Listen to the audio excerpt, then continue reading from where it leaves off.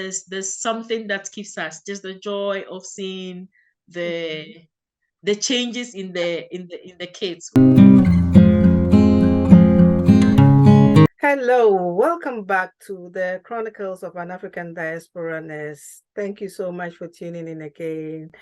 Today I have with me Doreen. Doreen is someone that I've known since her days in NTC, Kolebu Nursing Training College.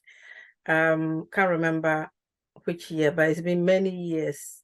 And I'm so glad that I'm having this conversation finally with you. One thing that I admire about what you do is, as you know, this channel is all about giving back to Africa, focusing on the African diaspora, the health workers and educators. But with you, even when you were in Africa, you started doing this and you've relocated to the UK and you are continuing. So just tell us about your name, your role, your current role. My name is Doreenlove Osenkoma. I have a very long name. So I'm a nurse by profession. I guess you're talking about Operation Smile. So with Operation Smile is an NGO that provides cleft lip and cleft palate surgeries for kids and sometimes adults all over the world. So I volunteer with them. I started as a recovery room nurse and I'm a clinical coordinator now.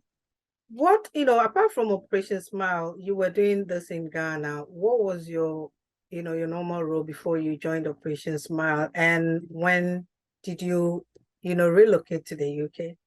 Tell us a bit about that. So, okay, as you rightly said, I am a nurse by profession. I trained at Kolebu Nurses Training College, and then that was for my diploma.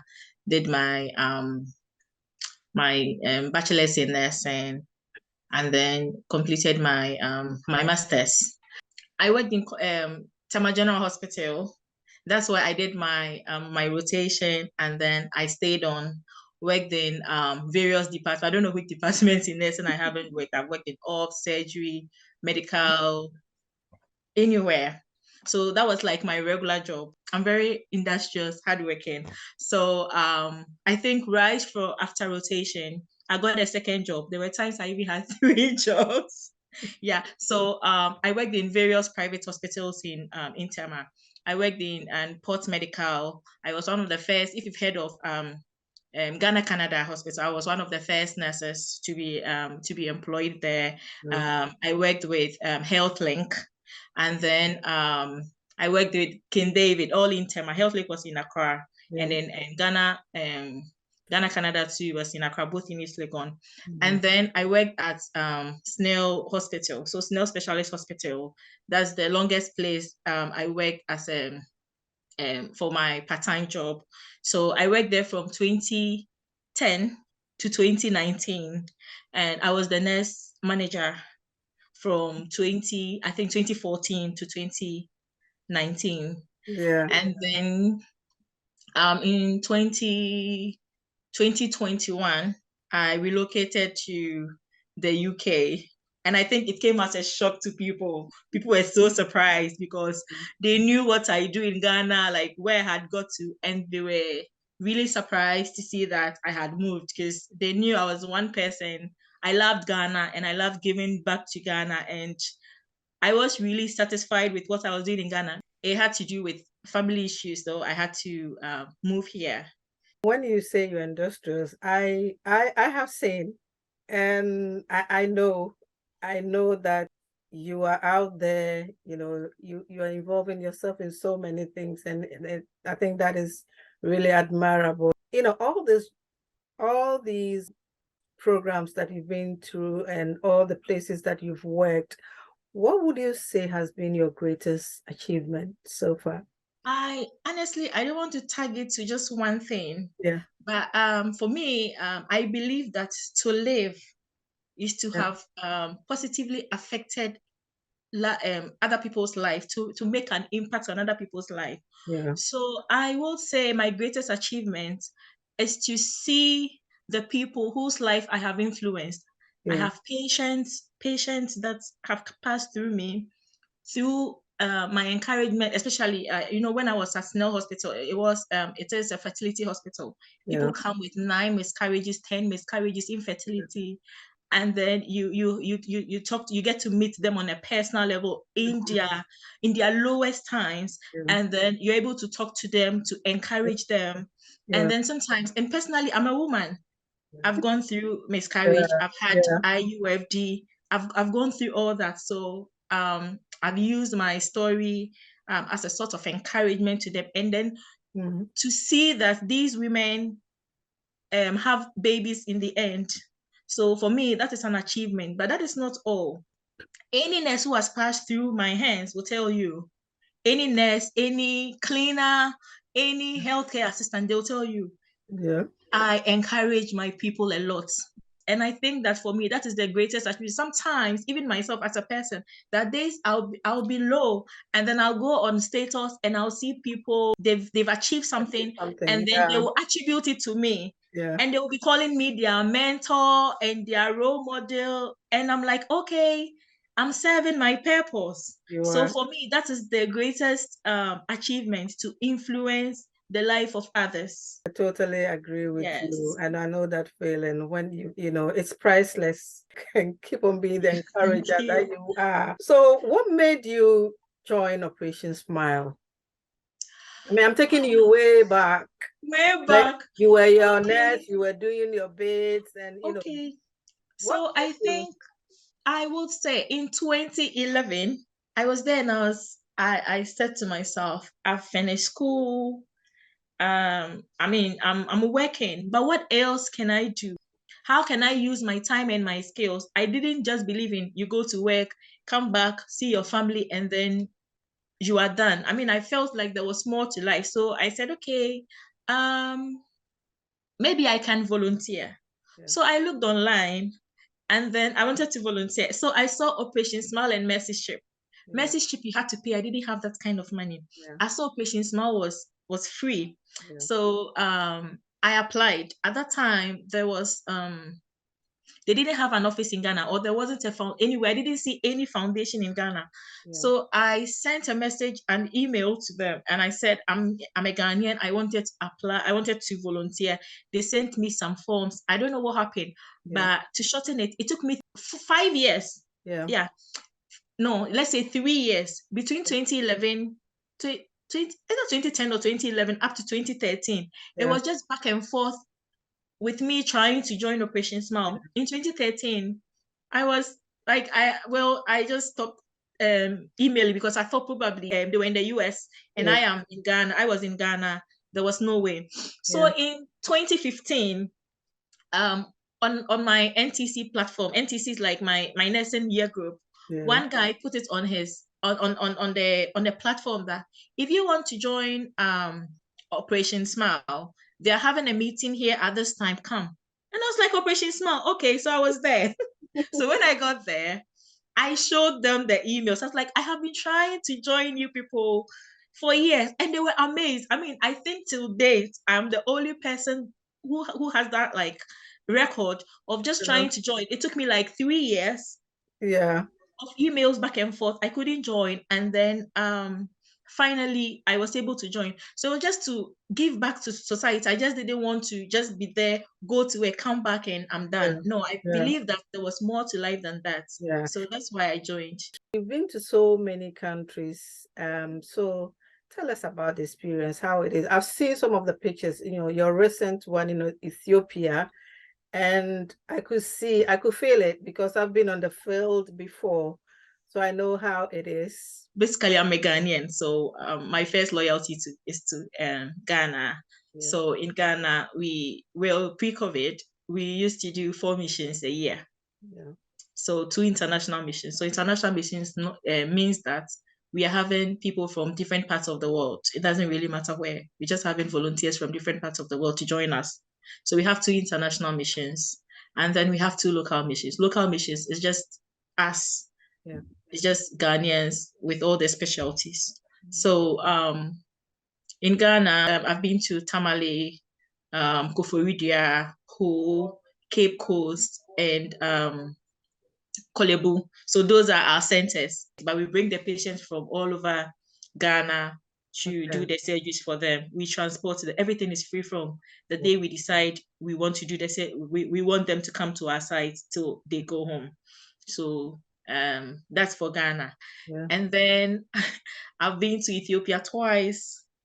And for Ethiopia, we do something like a surgical mission Okay. or a training mission. So Operation Smart is not just about doing surgeries. We do education. We do education too. So Yeah. in education mission, we have surgeons are being trained, Yeah. anesthesiologists are being trained, nurses are being trained. Yeah. Apart from that, so those that is like education on the ground.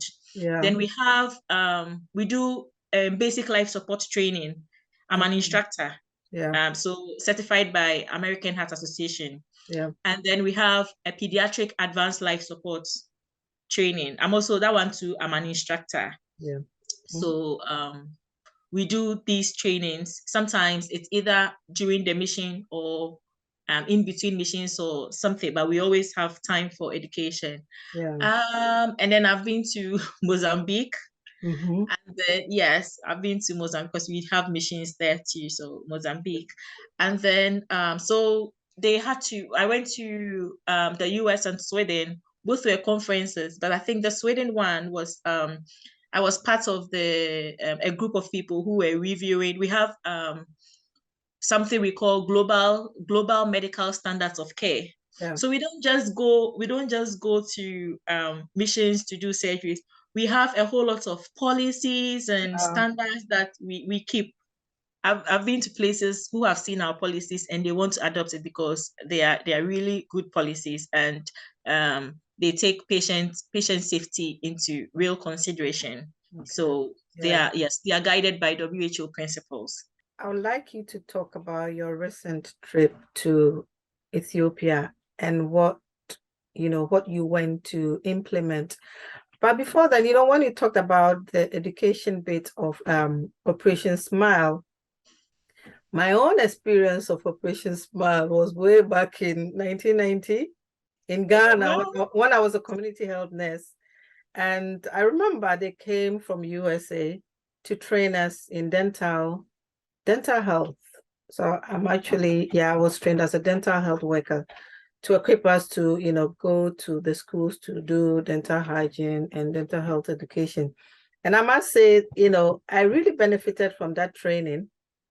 And I still got my certificate, which I think I showed you. Lovely. Yeah. Oh my days. So that training, I would say, it's not just benefited me because I was a community health nurse, but when you talk about dental health, you do hygiene in school, but it wasn't as detailed. So it was then from that time that, if you ask my children, and I think they've also passed it on to their children, the fact that, when you're going to bed, you need to brush your teeth before going to bed. And, that was from that time, and it's gone from generation to generation. So the work that Operation Smile does, I know, there's so many facets, and you're talking about surgery and developing the policies and all that. So I think it's a really good cause to support, and well done for that. So your recent trip, what was it? What did you go to do? Was it surgeries or just enjoyment? Because I saw the pictures and everything. No, you have no idea. Yeah. Okay. So first of all, I must say I'm a clinical coordinator. Yeah. Probably I must explain my role to you. I think it's a very huge thing. So I am clinically responsible for the patients and the volunteers. Yeah. And I think that along with the team members, the clinical coordinator ensures that the patients receive safe surgery at all times. as well as the staff are being safe. So it's like you are I don't want to use the overall boss, but you are coordinating everything. You're coordinating everything. Yes. So you're coordinating the surgeons, and you must understand that it's not easy when, in our regular role, it's like the surgeons is on top. Even though we are both from different professions, you are coordinating anesthesiologists, you are coordinating the nursing team. And let's understand that you're not just coordinating them, but these are even people. Let's say if there's a team of 5 anesthesiologists, all 5 of them are from different countries. Oh. So yes, so you have to make things work. You get it. So so coordinating the medical staff, coordinating the flow of the surgery, ensuring that you have the right patient for surgery. You're ensuring that the patient that you have selected for surgery meets certain requirements. So the patient must be of the correct age group. We have because it's a short surgery, so we try not to do complicated cases, which will probably lead to an extended recovery phase. So, like I said, we have policies and protocols that we follow. So I have to ensure that if the team says that this person is for surgery, I have to check. You need to tick all the boxes. Yes, I need to tick all the boxes. So if I miss, I'm not supposed to miss anything. So if I miss something, in trouble, things could go wrong.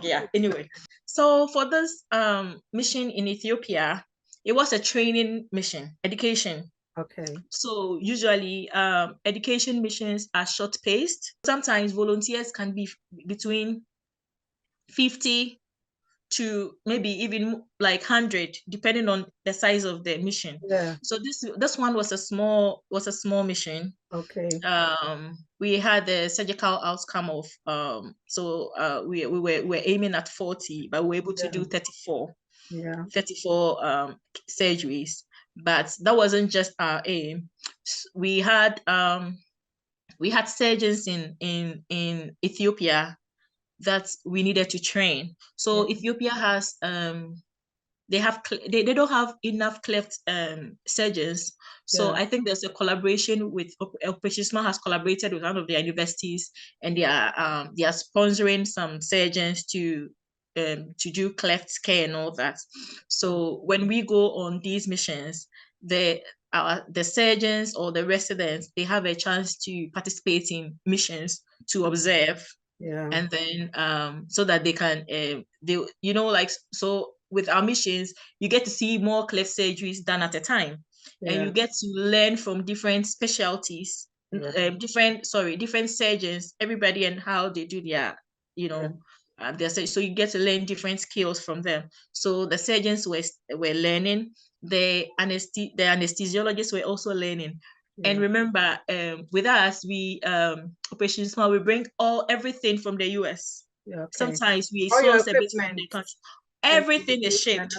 It's just recently that some countries are sourcing things from their own countries, but usually we ship everything. So for anesthesiologists, it's good because they get to see some drugs that some drugs they just read about it, but then Operations Small will just ship, and then you are see, okay, I can see this drug. And then so they learn lots. And then also we do more with pedics, and most people are more adult inclined, so you get to learn more about pedics. And then the nurses too. So for the children, for people who don't know.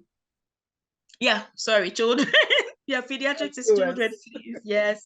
So and then we have nurses that we are training. So that when I say training, I don't mean that they are not qualified. I don't mean that they've not gone to school. The surgeons have gone to school. Anesthesiologists are qualified anesthesiologists, or in our residents, nurses are all qualified. But we are showing them Operation Small way. We have ways, the way we do our things on missions. We are guided by our policies. So when we go on these education missions, those are the things that we teach them. Apart from adding a bit of classroom to what they already know. We just teach them, okay, patient smile. This is what we do. This is how we do it. This is how we need to do it. If this happens, this is what you should do. Yeah. So for me, when I went for that mission, my role, as I said, was clinical coordinator. I was just coordinating things, ensuring that the staff were safe, and then the children received safe and quality surgeries. Okay. And I know you saw pictures, but I'm telling you, it wasn't that easy. Sometimes we close late. It's very stressful.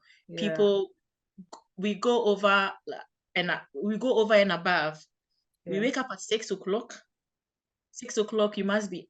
I mean, breakfast is at 6, so it doesn't mean you wake up at 6. Breakfast is at 6. 7 o'clock, you must be at the hospital. Surgery is starting at 8. And sometimes you need to we say we will be done by 7 or 8, but sometimes it's surgery. You think, 2 hours, but then you go and then it's 2.5 hours. There's something that keeps us, just the joy of seeing the changes in the kids. The outcome. A child is the outcome. So we just enjoy the company and make the best out. So that's how come you see those fabulous pictures. The challenges are like recently I was in Ethiopia. English is not their first language. Language barrier. So you have to get across that. It's a bit difficult. So these are some of the challenges, because we do surgeries in other places. We go to India, Philippines, Mexico. We go to different countries, and sometimes English is not the first language. So if you don't have translators, it becomes the communication. Yes, but we always have translators. But it's not. That's like it's not the same as speaking directly to the person. So that's one. And then another challenge is the team. So remember I said it's a team of, you have a team of surgeons. You have a team of nurses. You have a team of anesthesiologists who have never worked before. They have to find a way to work together. Then within the team, the members themselves are also different. You understand? So a group of nurses who've not worked with a group of anesthesiologists and a group of surgeons are trying to work together. And the same in between the groups, different people from different countries. So that is where you need to be culturally sensitive. You need to be a team player. So sometimes the first day, people are feeling themselves out, so the first day is always a bit awkward because people are trying to feel themselves out. And then by the second, by afternoon time, you know how each and everybody works. But another good thing is that sometimes on a mission, you go and you meet people. When you go on a mission when you go on frequent missions, you get to meet people. There's some people that you get to meet. So at least you will know somebody that you've met before. Yes. Okay. So so the challenges are not that bad. Sometimes too, even with the patients, there's a lot of work to be done on them. And I'm telling you, before you see a patient on the mission site, a lot of work has gone through them. Because with cleft lip and cleft palate, there's a whole lot of myths with it. Some people believe the children are from the river, they are bad luck and all that. So sometimes you have even convinced them. In fact, we have people called smile ambassadors. They go all out into the countries, to the interiors, to find our patients. So sometimes the patients will come all right, and then you get one relative or one parent coming back to say, I don't want my child to have the surgery, or I don't believe that they can actually have the surgery and correct it. To correct it. So sometimes, even though you're on the site, you still have to do a lot of education. Thank you very much, Doreen, for sharing your experiences with us, the good and the challenges in them. So what motivates you to continue with this type of work? Okay. The first one, have you seen some of our pictures, the of the post-surgery pictures? Um, I'll show you a pre-surgery and a the post-surgery post, picture. yeah, That's alone. That's alone. yeah. You see a child's disfigured face, and then sometimes if it's a lip, 45 minutes, there's a whole new transformation. Wow. You should see the faces of the parents. Mm-hmm. Unbelievable. Yeah. There's nothing Can beat that. make up. Yeah. Yes. So Yeah. that alone, I feel fulfilled. That alone. But that's not just it. The fact that you get to meet people Yeah. from different places. You work with other people, so you know how they work. Yeah. Your principles change.